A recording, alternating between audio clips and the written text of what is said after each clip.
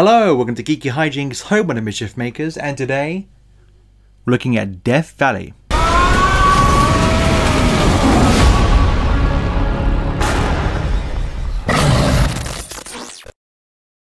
It's another week, another Shudder film, and nothing screams Christmas more than a film called Death Valley. But believe it or not, this was a film I was actually looking forward to quite a bit, and you're probably thinking, what? Death Valley? Of all the films you could look forward to, why this? Well, at the beginning of the year, I watched a film called Psycho Goreman. I love the action, I love the 80s theme, I love the costumes, I love the humour.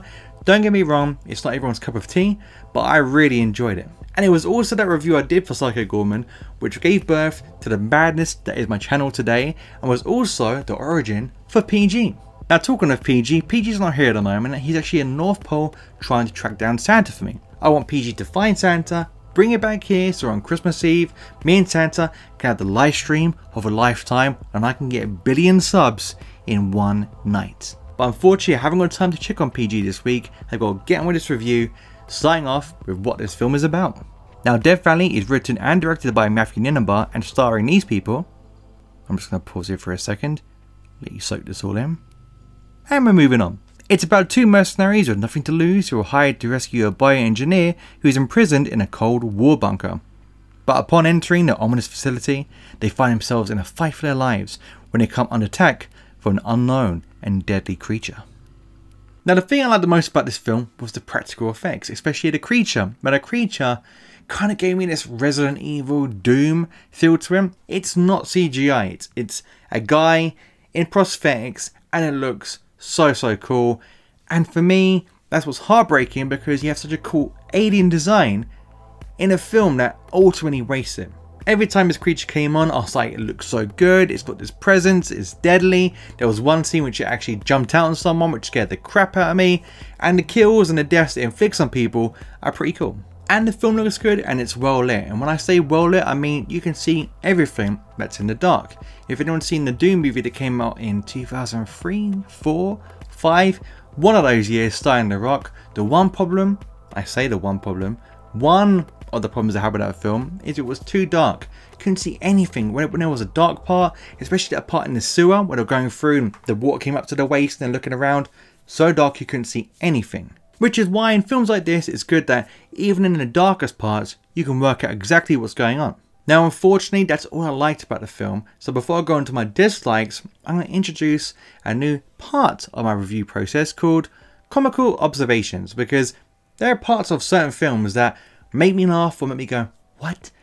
And they amuse me, but they're not something I like or something I dislike, but more of, like I said, a comical observation. So these are some from the film that I could pick out. Now, there is a scene early on in the film where the main character is having a video call with his wife. And I swear, I've never seen such pristine looking video quality on a phone. I'm not lying to him. Forget about 4G. They're on like 1000G internet service, because the quality of the phone calls is so crystal clear. It's better than being in person. It looks just like this. Feed the birds, tuppence a day. Tuppence, tuppence, tuppence a day. Then there's a shootout in the forest. One guy gets trapped behind a tree and he's going, help, I'm pinned. Help, I'm pinned. Help, I'm pinned. And he says it so many times, I thought I was playing Call of Duty, because it just sounded like he sounded like someone you meant to rescue on a mission. And the other one was where they were hiding behind this rock. They could hear dogs coming and they were talking, and one was going, hey, listen, you can hear the dogs. Hey, you know what happened if the dogs find us? Hey, do you know what happened if the dogs find us? He says like 3 times. And again, I was thinking, am I playing a video game? And I'm pressing the A button and this is all this guy can say. Now, the things I didn't like about this film were when the film starts, it gets straight into it. It really sets you up. And I've noticed a few recent horror, especially Shudders, there's such a strong opening. And then that is like the best part of the film, and then it just goes, see you later. And this film essentially copies and borrows from all the classics, but nowhere near as good. So it takes things like Alien, The Thing, Species, like I mentioned, a bit of Doom, Dead Space, and Resident Evil, splices them up, and you've got Death Valley.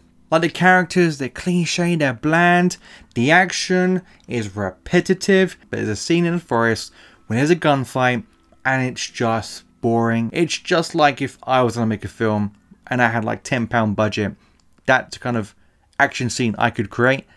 And then you think, it's over. Oh, it's another one. And then there's another exact replica of the shooting scene about 2 minutes after the first one. And you're just like, honestly, you glaze over.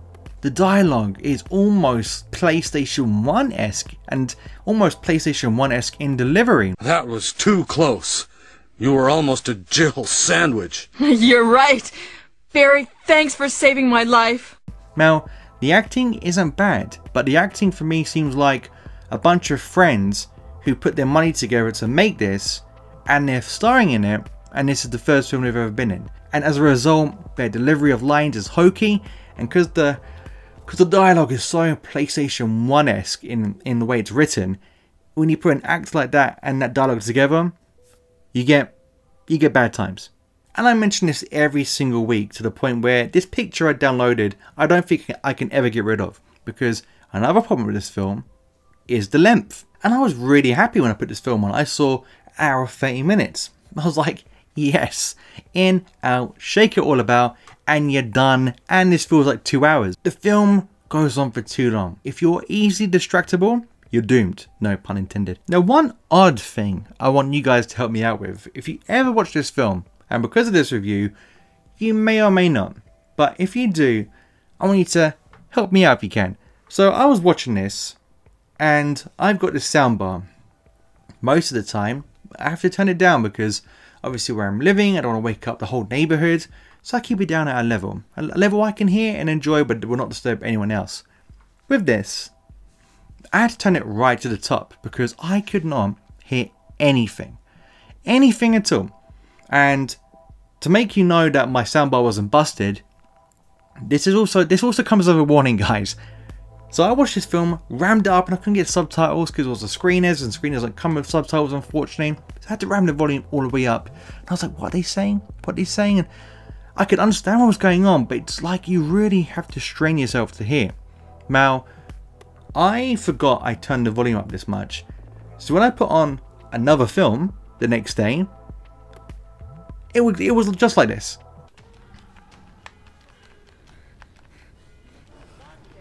Man, I can't hear nothing in this film. Oh yeah, it's time for the Lion King.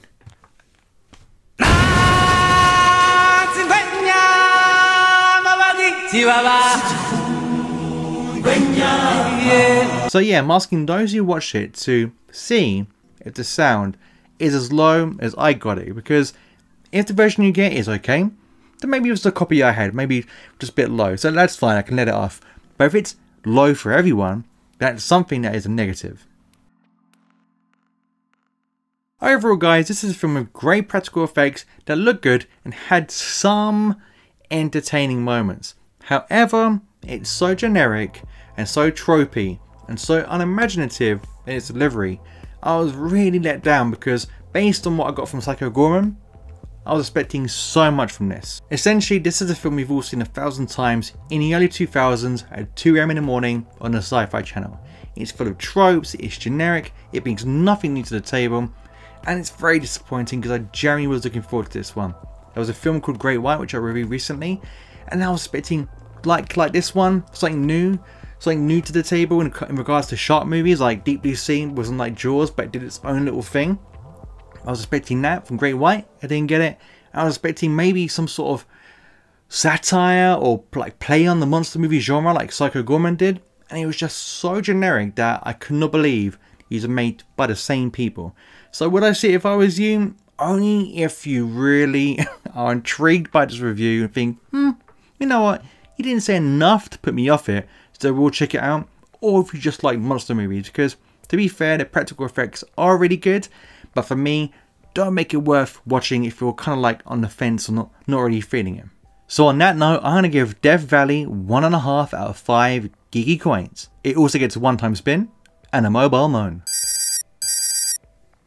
So guys, that was my review of Death Valley. Did you like it? Did you hate it? Was it a snooze fest or the greatest film you've ever seen? Comment in the comments and let me know, because I genuinely am interested. If you like this video, drop me those likes because it always does help. But until next time, stay out of trouble.